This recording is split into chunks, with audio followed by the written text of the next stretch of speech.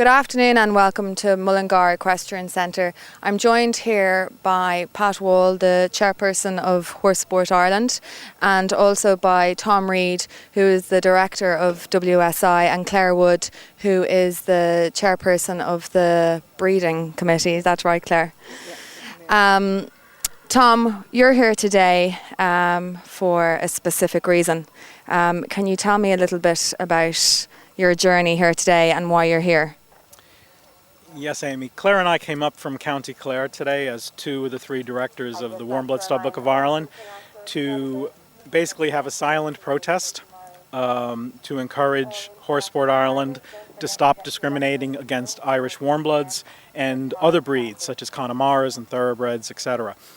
We've been talking quietly for a number of months, and in fact it goes back much longer than that, without any success. Pursue more official routes like a complaint to the European Commission. And all this is trying to get the national governing body for equestrian sport, which is HSI, to stop protecting the ISH stud book and to treat all stud books equally and to make a level playing field. And right now there is no level playing field. For example, the ISH show jumping series, next year the first crop of WSI foals will be 5 years old, and they won't be able to jump in it. Now, under EU law, there are certain times that a stud book can hold a restricted competition. Our problem is that these competitions were run illegally for a number of years. But even more fundamentally, our problem is that the national governing body should not be discriminating against other stud books to protect the stud book that it administers on behalf of the Department of Agriculture. And we're trying every route possible, short of going to court, although we've been advised by the European Commission 5 times to do that. Okay. And is this program, is this European, are these policies the same worldwide? Not worldwide, but within the European Union. Within the European Union, there are very strict and clear laws governing stud books. Other countries will have some laws, like Canada has laws that are quite strict and highly regulated. America is totally unregulated. But Europe has very strict laws, and a lot of that is due to the fact that a lot of horses go into the food chain. So it's to protect public health. Those laws govern how a stud book can be approved, under what conditions it can be disallowed, not approved. Issues like show jumping series or eventing series. I'll give you an example. The HSI announced recently a new young horse eventing series, and they announced on their homepage a press release that it was going to be open to Irish sport horses and thoroughbreds. Well, we wrote a nice polite letter saying, well, we really think it should be open to Irish warmbloods and in fact other breeds. Connemara's event and contribute to eventing. And in fact, we think that HSI should be running these series in a totally non-discriminatory, non-protectionist way. And to our surprise, their response wasn't to open up the series to Irish warmbloods and to these other breeds, but to kick out the thoroughbreds. Mm-hmm. So we have this very Alice in Wonderland type situation now where we have a young eventing horse series that omits the breed which is the most fundamentally important to breeding eventing horses, which is the thoroughbred. So, we're frustrated, and today was just a quiet, just holding a banner saying HSI, stop discriminating against Irish warmbloods. Okay. Tom, I'm going to give Pat a chance to come in here. Pat, Tom has a couple of concerns here. What's your reaction on behalf of Horse Sport Ireland? Well, firstly, Tom is entitled to his views. We live in a democratic country, and today is a great day in Mullingar. We're having a fantastic show, and fair play to Robert. He deserves the success that it is today. The issue that Tom raises is that some people say that when horses are on the Irish Nations Cup team, they can be any breed, and we're delighted to have them. Mm-hmm. But when they're younger, we exclude foreign bred with pure continental bred horses, unless they're in the Irish Sports Horse Stud Book. And this is a legacy issue. The Irish Horse Board, they looked after the Irish Sports Horse Registry, which contained 2 stud books, the Irish Drafts and the Sports Horses. And as Tom highlighted, you're allowed, if you run a stud book, run breed improvement classes for that stud book. So they always ran classes confined to their stud book for breed improvement. And legally, once you apply for a derogation, you're entitled to do that. Tom's issue is that the sport has now gone global, and maybe the things that we used to do, maybe we should relook at them, and is it the right thing to do? But the Irish Horse Board, they form the main part of the breeding sub-board of the HSI. They're democratically elected, and they make the decisions. And I mean, Tom has raised the issues. His issues are being discussed, but the rules are, at the moment, the way they've done it is that they run the Irish Sport Horse classes for horses in the Irish Sport Horse stud book, and the legal situation is if you apply for a derogation, you can do it for one breed if you say it's breed improvement. Now, that's the logic behind doing it the way it's been done. Tom disagrees with that, and he's entitled to his opinion.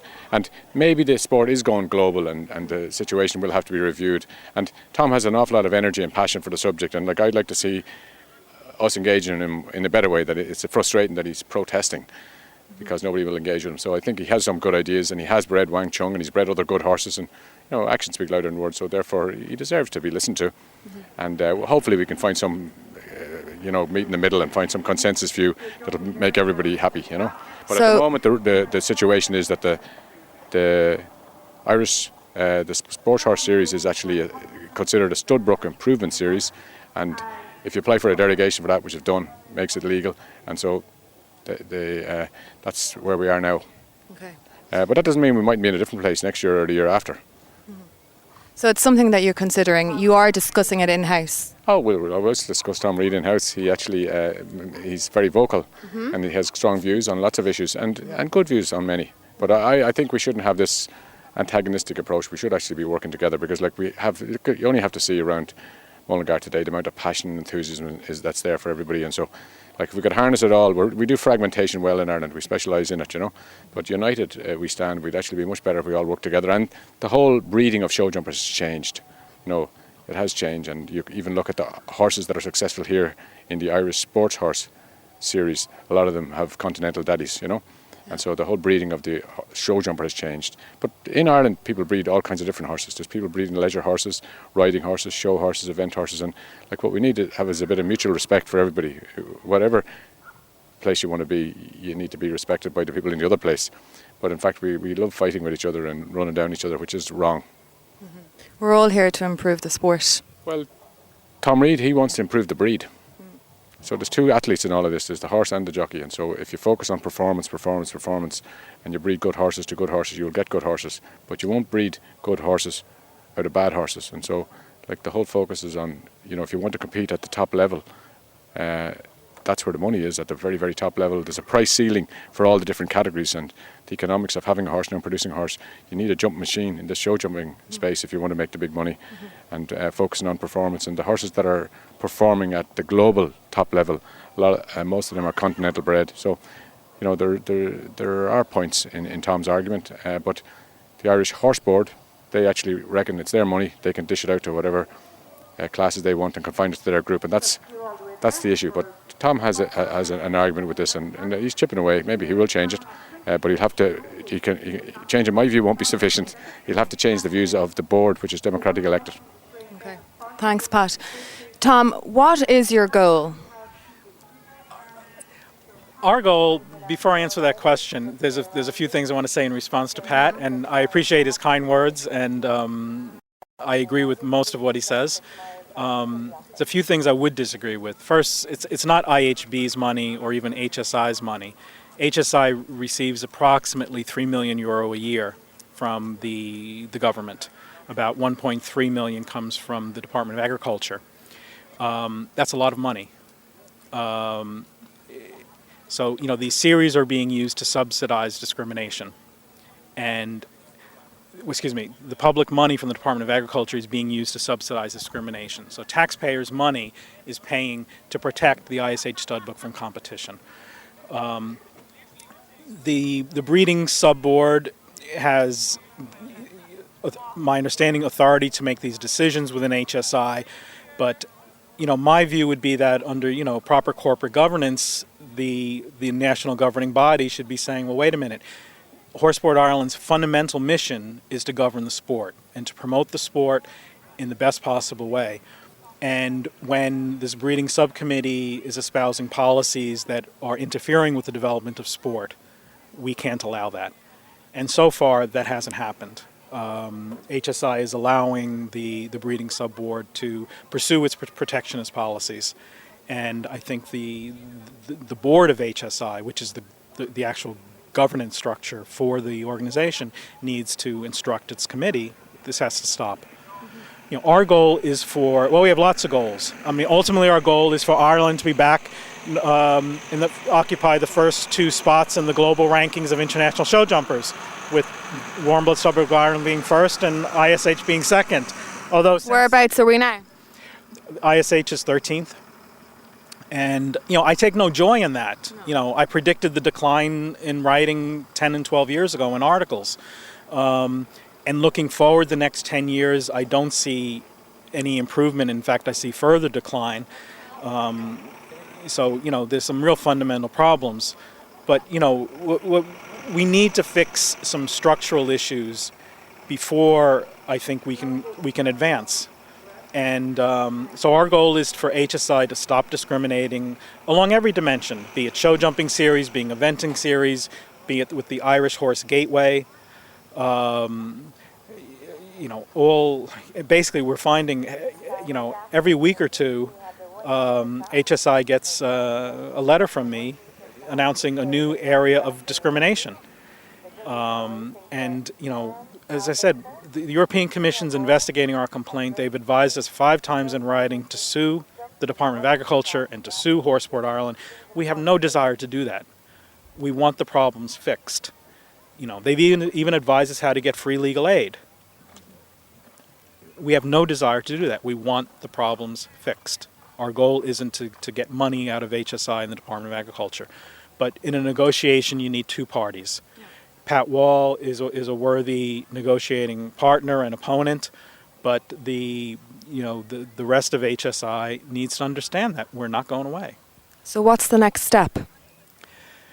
The next step, hopefully, would be for a little sit down, which has never happened before. We asked to join HSI. I contacted Damien McDonald and asked to start the process for affiliation. And he replied, we'll get back to you Monday or Tuesday. He didn't say what year that was, because it's been about a year since that promise was made. The next step, I think, is to sit down, see if there's some areas. All this could be resolved in a half hour to an hour meeting if the decision was made to fundamentally reorient certain things. And if HSI has problems with what WSI is doing, we would love to hear it. I mean, our goal is to continually improve. And we're open to suggestions and how to improve breeding and how to improve breeding for sport performance. If that doesn't happen, the European Union complaint is in full swing. They requested we go to Brussels to meet with them. I'm always hoping that something will happen that we can call up right to Brussels and say, you can put the complaint in the trash. We've resolved the issues with HSI and the Department of Agriculture. Frankly, I think we probably have more of a chance of resolving issues with HSI than the Department of Agriculture, because I think Pat Wall will exercise some leadership and to try to create some positive change. We've notified parties. We're going to be taking them to the Competition Authority. So these, Pat mentioned it's not applying for a derogation that gives you the right. It's having a legal derogation be granted by the minister. The derogation that was in place after we filed our complaint, we argue is defective. The derogations that may exist now, we argue, are defective because you can't talk about breeding for selection and improvement when the stud book rules allow anything in. The next step is to file complaints with the Competition Authority, in which HSI, Show Jumping Ireland, and Eventing Ireland, and the Irish Shows Association, and all those organizations have been notified that if they don't cease discriminating against Irish warmbloods, that complaints will be filed. And then ultimately, the last step is the legal process. which again, we have no desire. We know that helped to create real financial stress in the Irish Horse Board when a stallion owner whose stallion was refused approval sued, and it cost incredible sums of money. We have no desire to do that. We're not looking to cash in. We give away, WSI gives away all its profits to a school in South Africa. You know, we're not doing this for the money. Why are you doing this, Pat? A passion. You know, Tom, sorry. we're passionate about breeding horses and breeding horses for international sport. Obviously, you have to make a living, but WSI, from the very beginning, we started giving profits away, and then after a year in operation, we pledged we would give all profits away. Can I ask, you might be seen as a bit of a troublemaker. Do you believe that you've gone down the correct routes to get people on your side? It takes two hands to clap. Are you going about this the right way? And have you tried other avenues? Yeah, I mean, we tried the softly approach and the education approach for a number of years. I think one issue that has to be understood is that this is not a argument for the court of public opinion. What we're arguing is on the basis of law. Now, I'm not a lawyer, Pat's not a lawyer, Claire's not a lawyer, but there's EU law, which we're fairly well familiar with, governing these issues, and as we see HSI's practices, we see the law being violated on numerous occasions. I mean, even the new, they decided they were going to start putting the stamp ISH traditional, or traditional ISH, into passports of ISH horses that have no warm blood genetics. Well, we think that may violate EU law because they're discriminating against horses in the same section, in the same book of the stud book, based on whether or not it has warm blood genetics or not. I think EU law would have something to say about that, because it's not a distinction based on performance or an inspection process trying to assess quality. It's based on this notion of racial purity. There's no warm blood genetics in there, so we're going to stamp the book 3 times, and it's a kind of very odd marketing approach. It might send the counter signal, because if you looked at this show jumping series, today, there were a lot of very good horses with warm blood genetics, and there weren't too many very good horses that were traditional. Now, we support traditional breeding. I have no argument people want to breed traditionally. Go ahead, more power to you. If you ever want to discuss how I think you could do that better and more effectively, I'm happy to spend time with that person. But we're not going to stand by and let the stud book, the ISH stud book, discriminate against warm blood genetics stud book. So ultimately, it's the court. We have no desire to do that. But that's the ultimate, and like I said, the European Commission's advising us. As recently as last week, we got a letter and told us, here, go to these people, you'll get free legal aid from them. As we continue our investigation. See, the problem is the European Commission can fine for us on every single issue, every single one, but they can impose no remedy. They can't solve the problem for us. All they can do is say, you're right, you've been discriminated against, you're right, this shouldn't have been done, you're right, this derogation was illegal, but they can't impose penalties, they can't impose a remedy. So they're saying, we think you should go to court. To me, that means they say that 5 times, and they're advising us how to get free legal aid. They must think we have a good case here. But that's not our goal. Our goal is solutions. Okay, Pat, it is definitely a very complicated issue. Is this something that we can work on immediately? Because it is for the good of the sport. I'm sure we all agree on that. And who makes the decisions within Horsesport Ireland? Firstly, I'd like to say that we have a very good team in Horsesport Ireland, and and the people on the board, as I say, are good people. They all share a common objective. Like, we'd all like to see 4 Irish riders on 4 Irish bred horses winning the Aga Khan in Dublin. So, the objective and the goal that Tom Reid has is not that different from most of the other people. Now, the last thing I'd like us to see is to get into sort of a legal battle that would diffuse energy and diffuse funds that we don't have and misdirect them from the core job in hand. So, look, I just hope that we can come to some sort of a resolution, but there are good people in the HSI, so you can't damn the HSI, that wouldn't be right. maybe Tom didn't get access to the hearing that he wanted, but he will do. And like Damien is a good CEO and he's doing his best. There's lots of competing priorities in there. The Irish Sports Horse Studbook is under the umbrella of HSI. Now, whether that's the right thing or the wrong thing, that's the way it is at the moment. And the fact that they historically wanted to promote the horses in that book, that's understandable. And well, we are where we are now, and we can move. Of course, there's always opportunities for improvement, and we will move to a better place. And Tom is going to come in, and we're going to talk to the key players, and we'll just see how we can see if we can resolve this issue without going to court and wasting a fortune of money on legal fees that we don't have.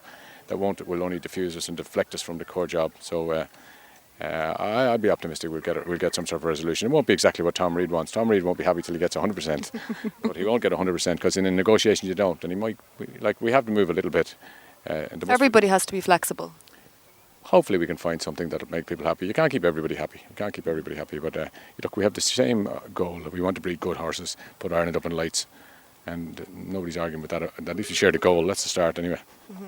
And you're the chairperson, Pat, since February of this year. I'm only the chairperson, but the decisions of the HSI are collective decisions. So I'm the chair of the board. The board makes collective decisions. So there's more people on the board than me. It's not what I want that happens. Also, the breeding sub-board, they're a democratic elected sub-board, and they make decisions in their own right too. And hopefully we can find a resolution. But I'd like to see us find a resolution without revolving to legal issues. That wouldn't be the way I'd favour at all. Okay, so there's going to be further communications with Tom? No doubt there will be.